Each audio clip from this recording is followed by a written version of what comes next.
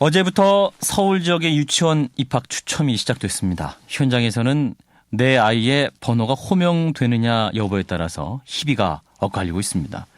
올해부터는 서울시 교육청에서 예년의 중복 지원 등 과당 경쟁을 막기 위해서 유치원 지원 횟수를 4회로 제한했습니다. 그리고 중복 지원 사실이 적발되면 입학을 취소시키겠다고 합니다.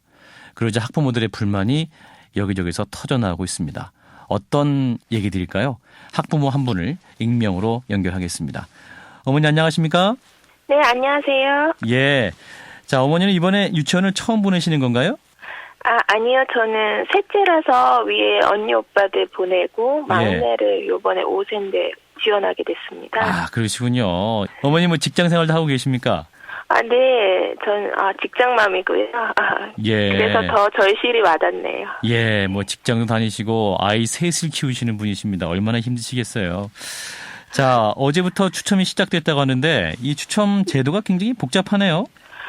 네, 군이 예전과 달리 가나다군으로 나눠져서 각 군마다 한 번씩 추천하라는 말도 있고 여러 가지 정확한 게 안 내려와서 저도 혼동스러워하고 있습니다. 예, 이렇게 이제 군별로 나눠서 이렇게 이제 서울시 교육청에서 실시하는 이유는 뭔가요? 예년에도 봤지만 이게 경쟁률이 아주 높습니다. 왜냐하면 예를 들어 100군데 유치원에 지원을 하고 싶다고 했을 때 100군데를 다 지원을 할 수 있고 친척분들을 동원해서 추첨 현장에 있어서 추첨을 되면은 등록도 가능해서 허수가 되게 많았습니다. 작년.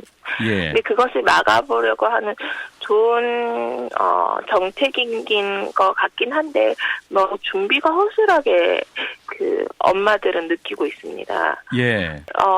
이 가나다라군으로 이렇게 나눴으면 어떤 정확한 합리적인 방법으로 지원을 잘 고루고루 배분을 시켰으면 좋겠는데 저 같은 경우에는 나군으로 다 모은다든지 또 제 이웃에는 다군에 다 모여가지고 쓸데없이 저 같은 경우에 다군은 멀리 있는 지역에 가서 지원을 하게 됐습니다. 그것 또한 허수로 작용해서 크게 큰 도움이 되는 것 같지는 않습니다. 예, 그러니까 뭐 예전에는 그래도 어떤 집 근처에 있는 유치원을 집중적으로 또 이렇게 숫자에 제한 없이 지원을 할 수는 있었는데 군에 몰려 있으면 자기가 원하는 지역에는 딱 하나밖에 또 지원할 수밖에 없고 그러니까 또 확률도 낮아지고 그래서 오히려 또 그런 불편한 점이 있으시겠네요.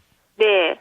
그리고 저 같은 경우에는 딱 한 번 지원을 했는데 주변에서 보면은 이게 정확한 지침이나 미리 공지가 잘 전달되지 않아서 교육청에서는 중복 지원하는 것에 대해서 제재할 어떤 법적 근거가 없다는 말까지 나와서 분명히 이렇게 너무 절실히 느끼시는 분들은 중복 지원을 하신 경우도 있을 것 같습니다. 그래요. 근데 저같이 중복 지원을 안 하고 고지고대로 그냥 한 군마다 한 군씩 한 분들은 오히려 반대로 피해를 보지 않을까 하는 걱정도 많이들 하십니다. 예.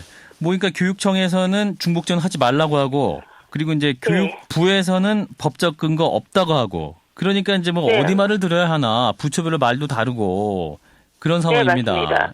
유치원에 전화를 하면 관계자분들도 다 유치원마다 다른 말씀을 하시고 그러네요. 또 그리고 교육청에 말씀을 하시면 자기들도 어떻게 해야 될지 정확히는 모르겠다는 말씀을 하셔서 저희는 어느 말에 따라서 어떤 걸 지켜야 하는지 내가 너무 지켜서 불이익은 당하지 않을까 되게 걱정스럽습니다. 예, 뭐 어떤 유치원은 뭐 40대 50대일이 넘기 때문에 이게 한 번 지원해서 뭐 붙을 확률이 거의 없는 거 아니겠습니까?